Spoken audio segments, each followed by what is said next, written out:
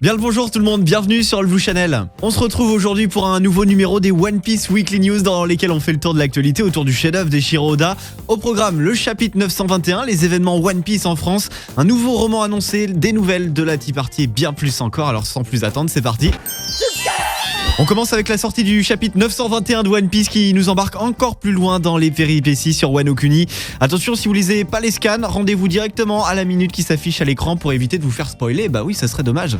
Et impossible de parler de ce chapitre sans mettre en avant la couverture du Jump dans lequel il est sorti. On y découvre le trio qui va certainement secouer Wano. Je parle bien entendu de Luffy, Zoro et Kaido, rien que ça, sur l'une des plus belles couvertures qui m'ait été donnée de voir. C'est pas fini puisqu'on a droit à un très joli color spread dédié aux femmes dans One Piece, mais pas que, puisque le Tokyo Girls Collection est un festival bien réel au Japon dans lequel les marques présentent leurs nouveaux modèles et collections.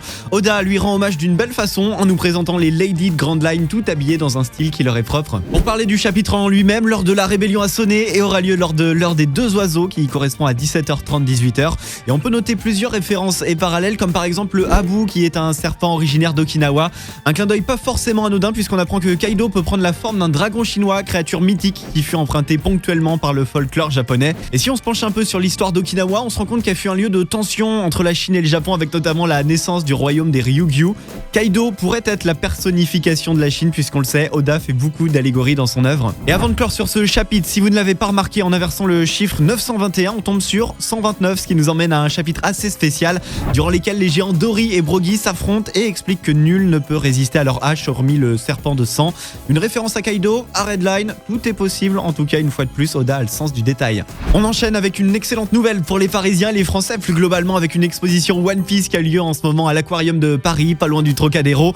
Venez embarquer pour l'île des Hommes-Poissons avec en plus des centaines d'espèces habituelles, beaucoup d'activités autour de One Piece. Au programme, un cinéma diffusant l'arc de l'île des Hommes-Poissons, des stands photos, des dioramas dont un magnifique sur Shirahoshi, des activités pour les enfants et un magnifique shop officiel où il sera difficile de ne pas craquer.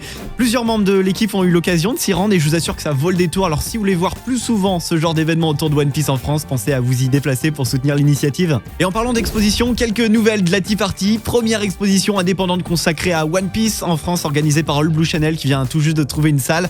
Je vous laisse découvrir les photos sans vous en dire plus pour le moment, mais restez à l'affût des nouvelles car l'événement prend une autre ampleur que celle prévue au départ. Je pense qu'on va vivre ensemble un moment inoubliable et d'ailleurs au passage un grand merci à Cédric pour sa confiance. Rappelez-vous, on a eu le droit cette année à 2 romans consacrés à la jeunesse du défunt Port Guys the Ace dans laquelle on a pu découvrir sa première rencontre avec Barbe Blanche, son équipage, les Space Pirates ou encore la façon dont il a trouvé son fruit du démon, le Mera Mera no Mi. Et bien cette année, c'est un autre personnage qui se hisse souvent dans le top 5 des sondages de popularité et qui aura le droit également à son roman. Je parle bien sûr de Trafalgar dit Waterloo. On remonte 13 ans en arrière pour découvrir des détails sur sa vie après la mort de Colason, notamment sa rencontre avec Beppo, son fidèle Nakama et la formation des Earth Pirates. Un signe de plus que l'univers de One Piece est tellement riche et complexe que tout ne peut pas tenir dans le manga ou l'anime. Et ça nous donne également des indices sur ce qui pourrait être publié après la fin du manga pour prolonger encore plus l'aventure et entretenir cette passion. Après la publication en France des 3 premiers volumes du One Piece Magazine, véritable mine d'or pour tous les fans, le 4e a été annoncé il y a peu avec une couverture qui a fait l'unanimité. On y découvre un Luffy plus badass et musclé que jamais qui ne fait aucun doute quant à son futur rôle de roi des pirates. À peine le temps de se remettre de cette nouvelle que le 5e numéro du One Piece Magazine vient d'être annoncé avec, accrochez-vous, un poster Wanted Premium dédié à Roronoa Zoro. On trouvera aussi plus d'informations sur One Piece World Seeker qui se dévoile peu à peu, ou encore des annonces spéciales concernant les événements qui auront lieu pour fêter les 20 ans de l'animé One Piece. Et du côté des images de la semaine, on retrouve pas mal de pépites. On commence avec l'excellent Soul Calibur 6 qui vient de sortir sur PS4 et qui propose un éditeur de personnages complet que les fans de One Piece ont pris d'assaut. Quelques extraits avec un Luffy vraiment pas mal du tout et un catégorie franchement bien réalisé. C'est pas tout puisqu'au-delà de l'éditeur de personnages, Roronoa Zoro a été annoncé pour rejoindre le casting officiel du jeu dans un prochain DLC. Luffy est un grand amateur de viande et vous allez vite comprendre pourquoi en voyant cette photo. On y découvre Eiichiro Oda, rien que ça, accompagné de Yasutaka Nakata, un grand compositeur et DJ japonais, en train de partager un énorme barbecue. D'ailleurs, cela fait plusieurs années qu'Oda ne montre plus son visage, même lors des interviews qu'il réalise de dos, certainement dû à son statut de demi-dieu au Japon qui ne doit pas être facile à assumer tous les jours.